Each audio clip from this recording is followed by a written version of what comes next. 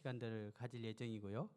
이 말라기 말씀을 통해서 어, 나눔의 시간을 곧바로 이어서 가질 예정입니다. 어, 이 마지막 말라기가 이제 정리될 쯤에 무엇을 이렇게 토의해야 될지를 토의가 아니죠. 나눔의 이 간단한 제목을 드리면 이렇게 아마 이렇게 나누어져서 그런 부분들을 함께 교제를 나누면 좋을 것 같습니다. 쉐어링이라고 얘기를 하는데 이 나눔의 시간들을 갖는 이유 또 이것의 좋은 장점에 대해서 짧게 말씀 전에 그것들을 좀 이렇게 보시면 좋을 것 같습니다. 붉은 글씨가 있는데요. 붉은 글씨를 이렇게 크게 한번 읽어 주시면 좋겠습니다. 자, 쉐어링 나눔의 장점. 자, 첫 번째 같이 한번 읽어 보겠습니다. 시작. 예. 이 나눔의 시간을 통해서 이 그냥 들어왔던 그 말씀들을 그냥 듣는 것에 그쳐지는 것이 아니라 이 삶을 나누면서 또 서로 공감대를 형성하고 또 교제하면서 서로가 신뢰감을 높아지게 만들고요. 또 공동체 안에서 안정감과 소속감을 경험하게 됩니다. 나만 이런 고민을 하는 것이 아니구나 라고 생각하면서 이 상대방을 통해서 위로와 치유가 일어나는 것을 보게 되고요. 자, 두 번째 장점 시작. 예, 다른 성도님들이 경험했던 또는 깨달았던 말씀을 통해서 어떻게 이 말씀들이 이렇게 적용할 수 있구나라는 것들을 배우게 되고요. 또 막연하게 추상적인 이 성경적 지식이 이 실제 삶을 통해서 어떻게 적용되는지를 알게 되는 시간이 됩니다. 또 세 번째는요. 시작.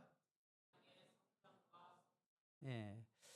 머리로 듣고 마음으로 오늘 말씀이 이러했다라는 것들을 실제 이것을 이제 본인 스스로 말로 표현하는 과정에서 이게 잘 정리가 되게 되죠. 또 그런 걸 통해서 또 성찰하게 되고요. 또 다른 분들의 말씀을 또는 나눔을 통해서 이 편협한 시야가 넓어지게 됩니다. 또 네 번째는요. 격려와 도전. 예. 말씀을 통해서 경험되어졌던 이 경험들을 서로 나누면서 격려가 되어지고요.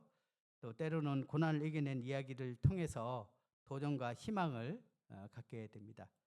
다섯 번째 마지막인데요. 시작. 기도 제목과 돌봄으로 연결됩니다.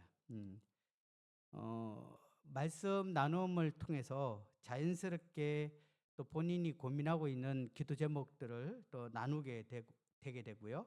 또 성도들은 그것을 서로 그러한 성도들의 어려움 또는 그분이 처해진 그 상황을 이해함으로 우리가 서로 관심을 가지게 되고 돌볼 수 있는 좋은 장점들이 있습니다. 아마 우리 자매님들은 최근 5시간의 쉐어링 그 자매 성경 온라인 공부를 통해서 쉐어링을 어떻게 하는구나 라는 것들을 이제 경험해 보셨는데 우리 형제님들은 좀 생소하지만 이런 생소한 과정을 통해서 이런 유익이 있기 때문에 저희가 시간을 좀 변경해 가면서 이러한 시간들을 이렇게 가지게 된다는 것을 이해해 주시기 바랍니다. 또한 이 쉐어링을 하게 될 때 세 가지 좀 이제 참고사항 이렇게 되는데요.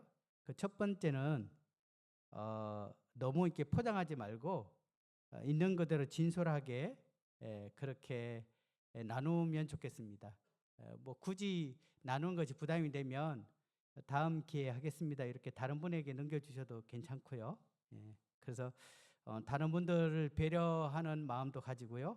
또 이것을 통해서 주님 앞에 자신을 한번 진솔하게 들었던 말씀들을 또 주님이 주신 왜 오늘 이러한 말씀들을 내게 주셨을까를 한번 생각해 보셨으면 좋겠습니다. 그래서 오늘 들었던 말씀을 통해서 저는 이런 생각이 듭니다. 또 저는 이렇게 적응하기를 원합니다. 또 하나님은 제게 이렇게 말씀하시는 것 같아요. 이렇게 편안하게 이렇게 나누시면 좋겠습니다. 두 번째는 이 판단 없이 경청하셨으면 좋겠습니다.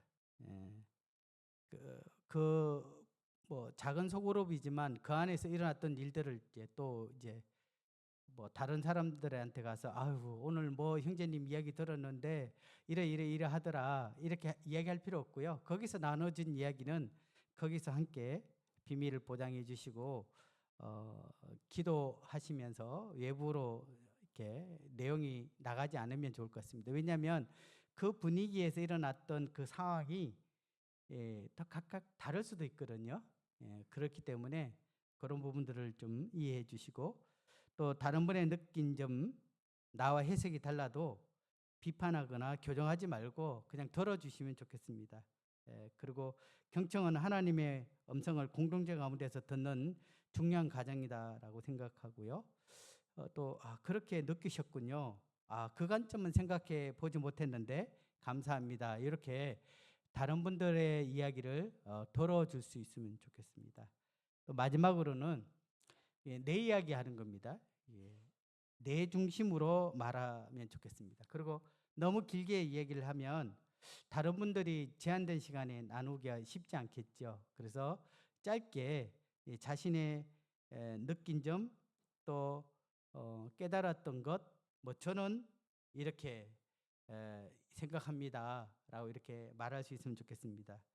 그리고 그것을 뭔가 이렇게 뭐 정리하려고 하거나 다른 분들의 이야기에 대해서 어떻게 이야기할 거 없이 그냥 그대로 자기 이야기만 또 다른 분의 의견은 그냥 존중하는 차원에서 그렇게 쉐어링이 됐으면 좋겠습니다. 그래서 우리는 이 말씀을 이렇게 해석해야 됩니다. 또 이렇게 적용해야 됩니다. 이런 이야기는 할 필요가 없습니다.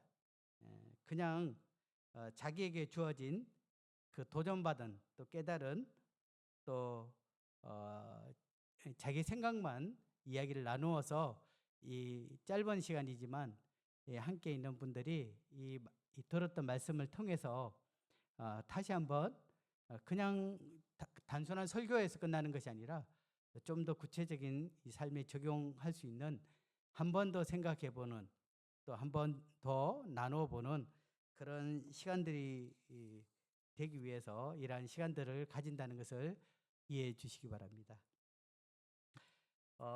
오늘은 말라기 1장 6절부터 11절 말씀이 본문입니다.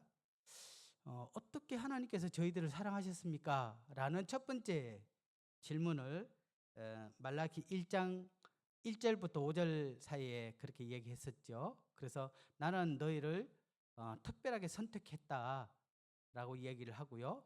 또 나는 에돔 다른 이들을 그렇게 돌보지 않았다. 그러면서 너희들에 대한 하나님의 특별한 사랑이 얼마나 큰지에 대해서 얘기를 했습니다. 그래서 시간상 6절부터 11절 말씀은 세밀하게 살펴볼 때 우리가 함께 읽겠습니다. 이 고린도전서 10장 11절에는요. 그들에게 일어난 이런 일은 본보기가 되고 또한 말세를 만난 우리를 깨우치기 위하여 기록되었느니라. 그렇습니다. 이 성경에서 기록되어졌던 이 말씀은 이 마지막 때를 살아가는 우리에게 우리가 어떻게 주님 앞에 이 삶을 살아야 되는지를 우리에게 보여주고 있습니다. 그래서 이 말라기는 단순한 이스라엘의 이 일어났던 하나의 사건에 불과한 것이 아니라 이 말라기를 통해서 주님은 성경에 기록되어졌고 그 기록된 그 말씀을 저희가 읽음으로 이 말씀이 현재 지금 우리가 이와 같은 삶에 대해서 때로는 경고로 때로는 교훈으로 때로는 책망과 바르게 함으로 우리에게 주어졌다라는 것들을 기억하시고 정말 이 말씀이 바로 오늘을 살아가고 있는 우리에게 주시는 말씀이다라고 생각하셨으면 좋겠습니다. 우리 함께 말라기 1장 6절을 같이 읽어보겠습니다. 시작. 내 이름을 멸시하는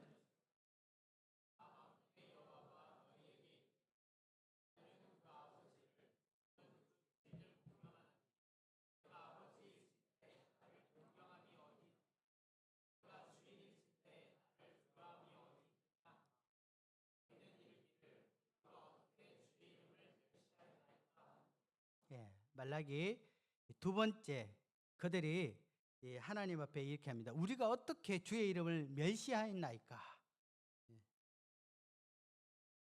하나님께서는 이스라엘을 제사장 나라로 세우시고 그들을 통해서 온전한 예배를 받기를 원하셨습니다. 그런데 그들은 그러지 못했습니다. 자, 여기에 멸시라는 말이 있는데요.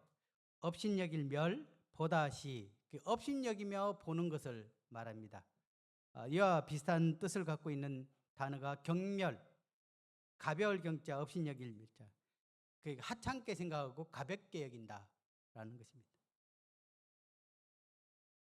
가장 그분의 이름을 존귀 여겨야 될, 또 공경해야 될 그 제사장들이 도리어 이 하나님의 이름을 멸시했던 것을 책망하고 있습니다.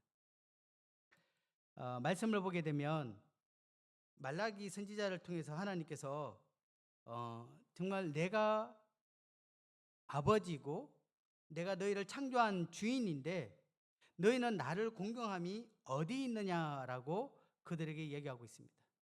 내가 너희의 아버지고 내가 너희의 참 주인인데 너희는 나를 공경하지 않을 뿐 아니라 두려움이 없구나. 도리어 주님의 이름을 경멸히 여김을 받는다라고 표현하고 있습니다. 이 공경한다라는 뜻이 공선할 공자, 존경할 경자, 공선이 받들어 모신다.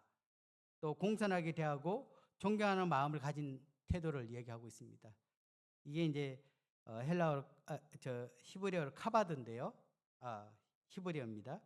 이 무겁게 여기다, 두려워하다, 존중하다, 존경하다라는 의미를 갖고 있습니다.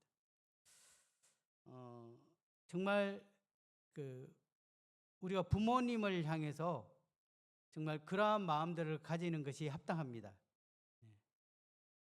최근 들어서 이 명절이 가까우면서 참 내가 참 부모님에 대해서 어떠한 마음으로 생각하고 있는지를 한번 생각해 본 적이 있습니다. 정말 제가 이 부모님의 말씀에 대해서 공손하게 그 말씀을 듣고 그분이 살아왔던 그 삶을 참 존경하는 그런 마음의 태도가 있는가라는 생각을 하게 되고요. 더 나아가서 교회 안에서 참 저보다 먼저 사셨던 이 어른들에 대해서 그러한 태도를 난 갖고 있는가를 생각하게 되었습니다. 또 한편으로 보면 참 젊은이들이 이제 저에 대해서 예를 들어서 뭐 인사를 깜빡 못하고 이렇게 지나가거나 아니면 눈이 마주쳤는데도 그냥 이렇게 고개가 외면되는 모습들을, 그런 경우들이 극히 드물지만 그런 경험들을 경험되어졌을 때 뭔가 무시받는 그런 느낌을 한편으로는 뭐 이유가 있겠지라고 생각하지만 그런 마음을 들 때 나는 어르신들에 대해서 또 부모님에 대해서 그러한 태도를 갖고 있는지를 한번 생각하게 되었습니다. 어쨌든 여기에 이제 저보다 젊은 형제 자매들이 꽤 있는데요.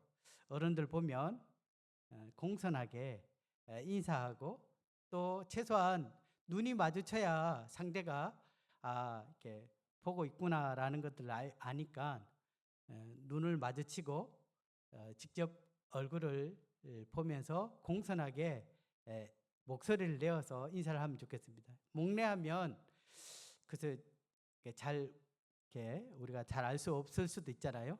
근데 이제는 잘하고 있지만 그렇게 어른들에 대해서 이런 공손한 표현을 하는 것은 성경에 바람직합니다. 주님이 십계명 중에 4번째 그죠? 부모를 공경할 것에 대해서 얘기를 했고요. 이건 사람에게 준 첫 계명이라고 얘기를 하셨습니다. 그리고 우리에게 주어진 약속 있는 계명이고요. 그래서 이거는 유교라서 그런 것이 아니라 성경에 하나님께서 말씀하고 있기 때문에 저희가 이러한 공손한 마음으로 어른들을 대할 수 있으면 좋겠습니다. 물론 이 말씀은 여러분에게뿐만 아니라 제게도 주님이 주신 말씀이라는 것을 저는 또 도전받게 됩니다. 우리가 이제 부모님이나 또한 어른들에게도 우리가 공손한 또 공경하는 그러한 태도를 가져야 됨에도 불구하고, 그죠? 그렇게 당연히 그렇게 하는 것이 합당하지요. 근데 하물며 우리의 영적 아버지시고 우리를 창조하셨던 주인된 하나님에 대해서 우리는 그분 앞에 이러한 공경함이 있는지 우리 자신을 되묻게 됩니다. 이사야에 보게 되면요, 이사야 1장 2절부터 4절까지 제가 읽겠습니다. 하늘이여 들으라, 땅이여 귀를 기울이라. 여호와께서 말씀하시기를 내가 자식을 양육하였거늘 그들이 나를 거역하였도다. 소는 그 임자를 알고 나귀는 그 주인의 구유를 알고만은 이스라엘은 알지 못하고 나의 백성은 깨닫지 못하는도다 하셨도다. 슬프다 범죄한 나라요 허물진 백성이요 행악의 종자요 행위가 부패한 자식이로다. 그들이 여호와를 버리며 이스라엘의 거룩하신 이를 만으로 여겨 멀리하고 물러갔도다. 이 하나님께서 이사야 선지자를 통해서 이와 같은 한탄을 합니다. 내가 그들을 만들었고 또 그들을 택하였고 그들에게 이와 같은 놀라운 사랑을 베풀었지만, 여기 보면은 소도 그 임자를 알고 나귀도 그 주인을 알고만은 짐승보다 못한 이스라엘 백성들의 그러한 태도에 대해서 하나님께서 한탄하고 계십니다. 특별히 이 4절에 보게 되면 그들이 여호와를 버리고 이스라엘의 거룩하신 이를 만홀히 여겨. 만홀히 여긴다는 것은 먼지 띠끌처럼 생각한다, 아무것도 없는 존재처럼 생각한다 라는 표현입니다. 그 하나님에 대해서 그냥 그분이 있는지 없는지 별 생각하지 않고 그렇게 살아가는 그들을 향해서 하나님께서 그 안타까운 마음을 표현하고 있는데요, 우리는 어떠합니까? 제가 잠시 제 짧은 경험을 얘기했는데 쓱 지나가요. 제가 있는지 없는지 별 생각 없이 투명 인간인가? 이렇게 되어졌을 때 제 자신이 멸시를 당하는 느낌이 듭니다. 저보다 나이 드신 분들은 이제 그러한 장면이 있다면 더 마음이 속이 상하시겠죠. 그렇지 않는데 혹 그런 경우들을 느낄 경우가 있습니다. 하나님 편에서도 그와 같은 마음을 가진다는 것입니다. 자, 말라기 1장 7절 같이 읽어보겠습니다. 시작. 너희가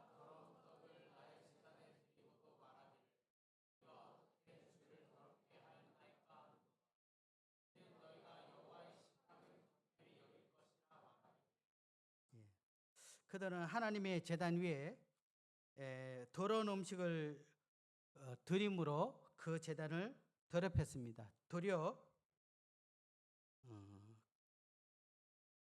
그들은 이 흠있고 더러운 그 제물을 바치면서 도로 하나님 앞에 이야기합니다.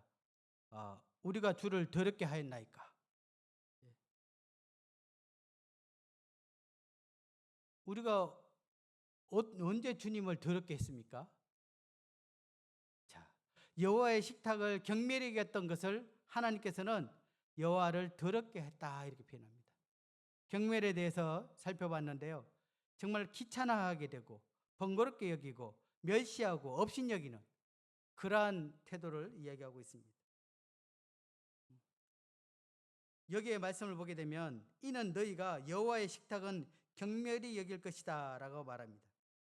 다시 말하면 그들은 하나님에 대해서 하나님께 드려지는 그 제사와 그러한 예배에 대해서 그것을 귀찮아하고 형식적으로 그것들을 생각했던 것 같습니다. 제사장들이 하나님께 최고의 그것을 드려야 함에도 불구하고 규례를 어기고 하찮고 흠 있는 제물을 드림으로 하나님의 제단을 더럽혔던 것을 볼 수 있습니다. 이것은 단순한 그들의 실수나 부주의가 아니라 하나님의 거룩함과 그분의 예배 자체의 근본적으로 그것을 가볍게 여기고 멸시하는 그들의 이 그릇된 마음에서 비롯된 것을 하나님께서는 말씀하고 있습니다.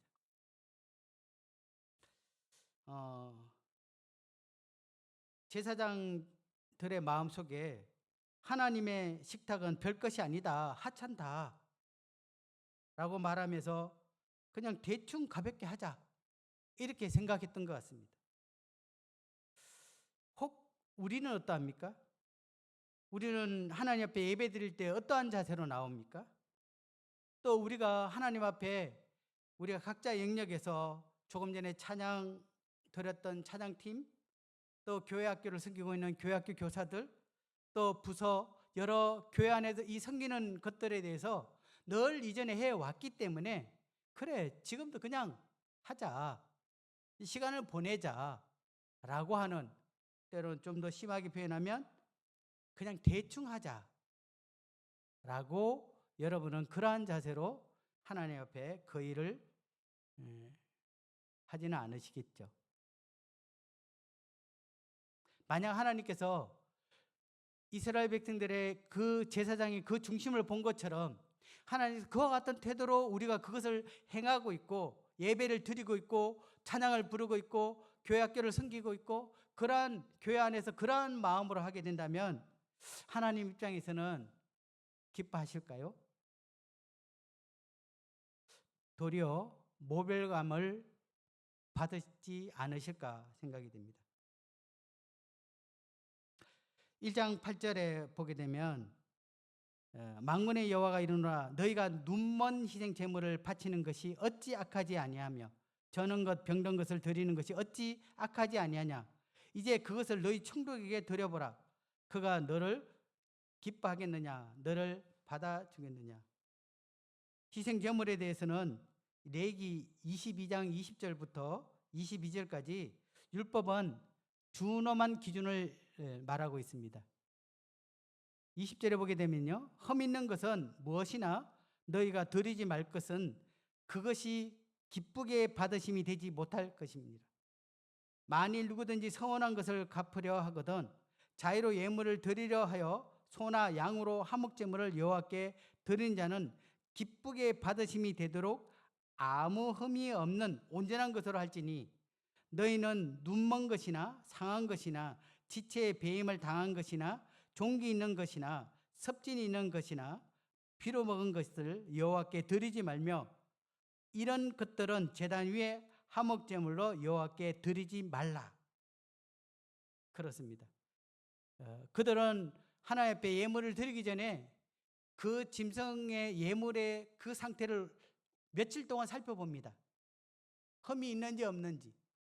그러고 난 다음에 그가 흠이 없다라고 되어졌을 때 그 제물을 가지고 온전히 하나님 앞에 제사를 드렸습니다. 그런데 지금은 어떠합니까? 어떤 분이 그렇게 얘기를 하더라고요. 왜 말라기 시대에 제사장들이 이와 같은 제물을 하나님 앞에 드리도록 허용했을까?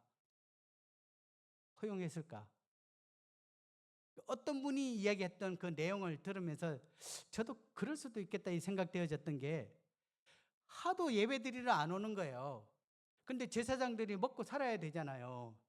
그리고 희생 제물을 주님 앞에 드려주고 남는 것들은 자기들이 고기를 나눠 먹는데 드리는 것이 없는데 어느 날 절름발이 다리가 한쪽 없는 양을 끌고 왔어요. 이거 드려도 돼요? 아유, 먹고 살아야 되는데 그렇게 됐습니다. 예. 한 번쯤은.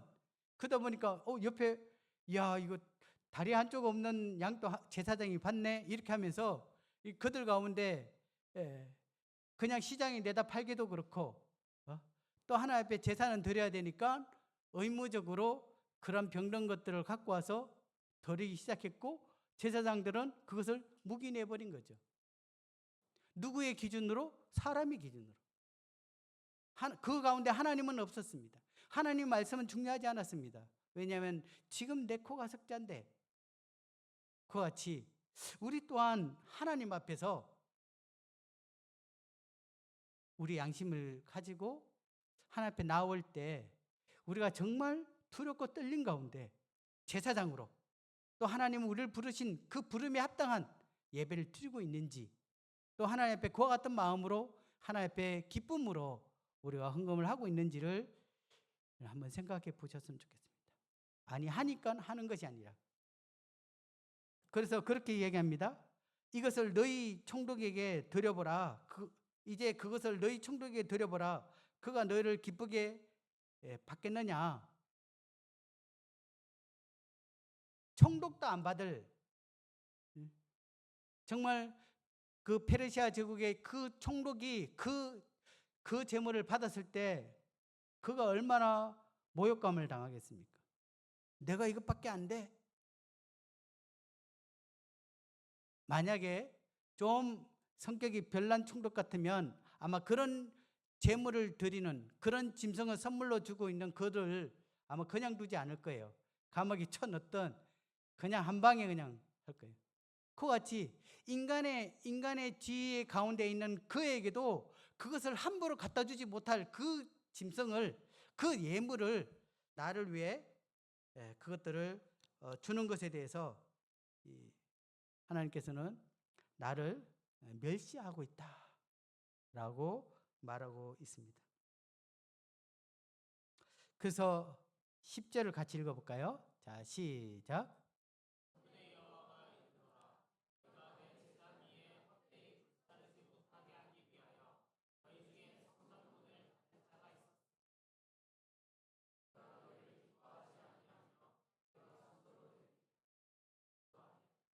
차라리 성경문을 닫았으면 좋겠다. 차라리 성경문을 닫았으면 좋겠다. 얼마나 하나님의 마음이 비통하겠습니까? 결국은 그들이 드려졌던 그 스룹바벨 성전은 나중에는 또 베로 성전과 더불어 사라지게 될 것입니다. 9절에 이야기합니다. 만군의 여호와가 이르노라. 너희는 나 하나님께 은혜를 구하면서 우리를 불쌍히 여기소서 하여 보라. 너희가 이같이 행하였으니 내가 너희 중에 하나인들 받겠느냐. 하나님, 저희 불쌍히 여기주세요. 저희 축복해 주세요. 저희 은혜를 베풀어 주세요. 야, 너희가 그렇게 나를 멸시하고 나를 무시하고 나를 없는 것처럼 생각하고 나를 경멸히 여겼는데 내가 너희에게 그렇게 은혜를 베풀 것이라고 생각하느냐? 라고 이야기하고 있습니다. 너희들의 재물을 받지 않는 것 같이 너희의 구함 또한 내가 듣지 않을 것이다. 이렇게 표현하고 있습니다. 자, 끝으로 말라기 1장 11절을 보고 마치도록 하겠습니다. 자, 같이 읽어보겠습니다. 시작. 만군의 여호와가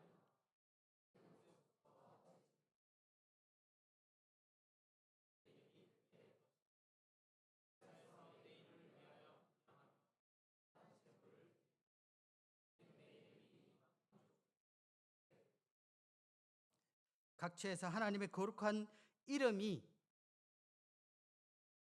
이방인들을 통해서 그들이 분양하여 깨끗한 재물을 온전히 드려질 그날을 주님은 기대하고 또 교회를 통해서 그것을 이루셨습니다. 하나님께서는 우리가 드려지는 이 예배를 요한복음 말씀처럼 찾고 찾으셨고 또 그 예배를 그와 같은 마음으로 하나님께서 기뻐 받으십니다. 저는 말라기 1장 6절부터 11절 말씀을 통해서 단순한 제물을 바쳤다는 것을 넘어서서 하나님을 아버지와 주인으로 인정하지 않고 형식적인 불성실한 태도로 예배에 임했던 당시의 이스라엘 백성들과 제사장의 영적 타락을 책망하고 있습니다. 저는 예배의 형식보다 마음의 태도가 더 중요합니다. 진정한 예배는 하나님에 대한 공경과 두려움에서부터 시작된다라고 생각됩니다. 존중한다, 가치 있게 여기고 높이 평가하다는 그러한 뜻입니다. 그분은 세상에 그 어떤 것보다 가장 귀하고 가장 높으신 분이기에 가장 가치 있는 분으로 그분을 인정하는 행위, 이것이 바로 예배의 시작입니다. 그래서 우리가 그러한 하나님에 대해서 소홀히 여기는 것, 이것이 바로 그분을 멸시하는 것입니다. 오늘 본문의 말씀을 통해서 우리 자신의 모습을 한 번쯤 생각해 보셨으면 좋겠습니다. 그리고 이후에 정말 이 말씀을 통해서 우리 자신에게 하나님께서는 어떻게 말씀하고 있는지를 나눠보면 좋겠습니다. 자, 두 가지. 첫 번째는요, 오늘 말씀을 듣고 느낀 점을 편안하게 나눠보시면 좋겠습니다. 두 번째는 우리는 하나님을 멸시한 적이 없는지에 대해서 한번 생각해 보셨으면 좋겠습니다. 예. 시간이 조금 지났지만 제가 임의로 그냥 나눠보겠습니다라고 하면은 좀 나눠지지 않을 것 같아서 나눔의 공간을 좀 만들어 보겠습니다.